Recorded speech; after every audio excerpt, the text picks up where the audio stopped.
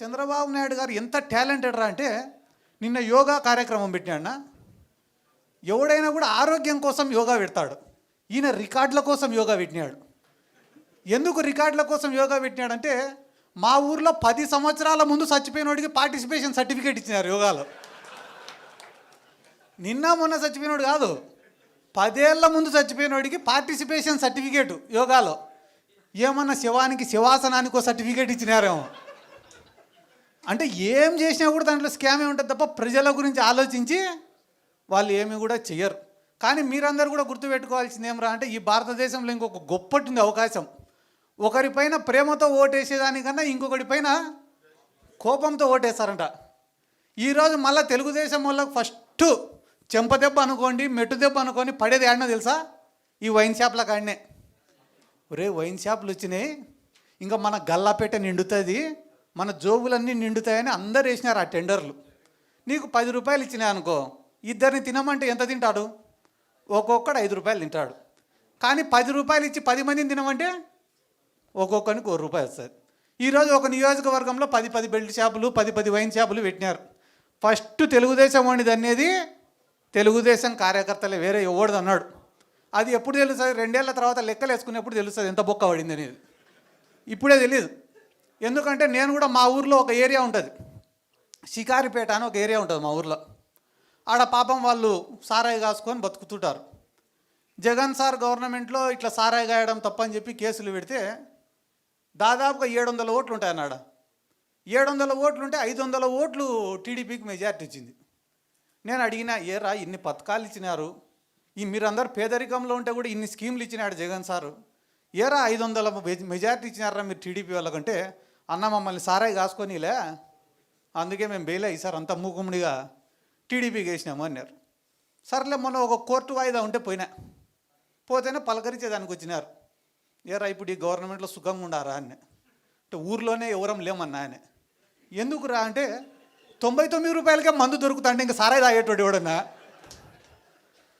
అంటే నువ్వేం తప్పు చేయాల్సిన అవసరం లే, ఉన్న ప్రభుత్వమే వాడి నెత్తి మీద వాడే టోపీ పెట్టుకునే రోజులు దగ్గరలోనే ఉన్నాయి. ఇక్కడ ఉన్న వాళ్ళకి చాలా మందికి కూడా నేను చెప్పేది ఏమరా అంటే, ఏమీ లేని కుటుంబాల నుంచి వచ్చి కష్టపడి ఎదిగిన వాళ్ళు ఉన్నారు, రాజకీయ నేపథ్యం నుంచి వచ్చిన వాళ్ళు ఉన్నారు, పేదరికంలో ఉన్నా కూడా ప్రజల పక్షాన పోరాడి వచ్చిన వాళ్ళు ఉన్నారు, నిజాయితీగా ఒక పార్టీనే నమ్ముకొని ఒక నాయకుడిని నమ్ముకొని పైకి వచ్చిన వాళ్ళు ఉన్నారు, బాగా మాట్లాడే వక్తలు ఉన్నారు. కాబట్టి అన్ని రకాల వాళ్ళు ఇక్కడే ఉన్నారు. కాబట్టి అందరికీ నేను చెప్పేది ఒకటేనా, చాలామంది నాయకుల్ని చూసినాం ఇప్పటి వరకు.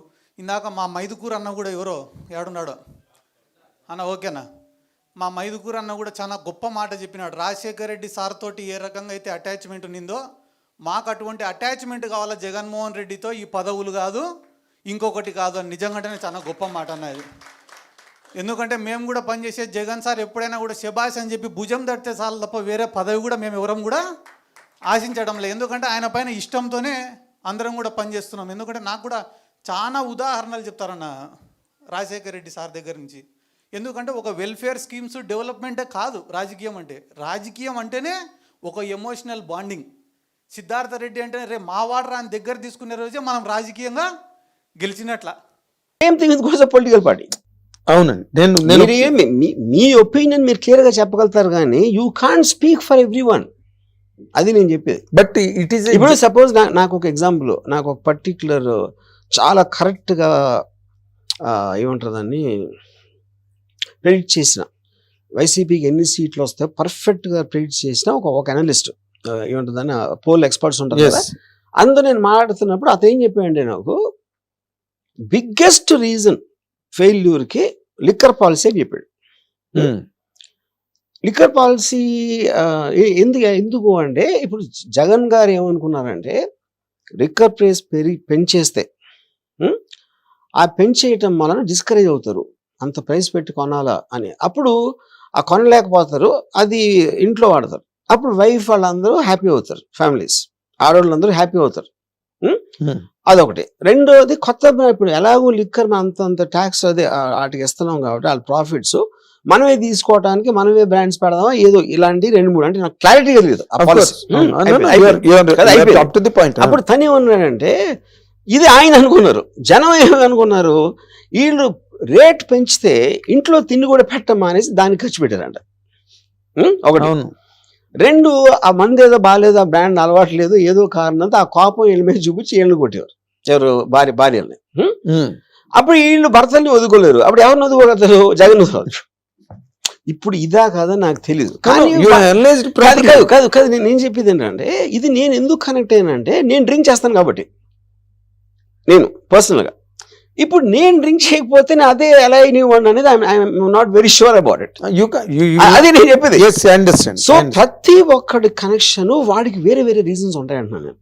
ఇప్పుడు ఇందులోనే సార్ మీరు అందాక ఓ మాట మనం బిగినింగ్ ఆఫ్ ది డిస్కషన్ లో అప్పుడెప్పుడో నేను చేసిన దానికి ఇప్పుడు రియాక్షన్ ఏంటి అన్న దాని మీద పాయింట్.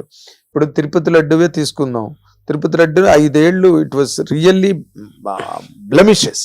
తిరుపతి లడ్డు అన్నది that is a sentiment for us, that is a ritual for us all over the world for lord Venkateswara భక్తులందరికీ.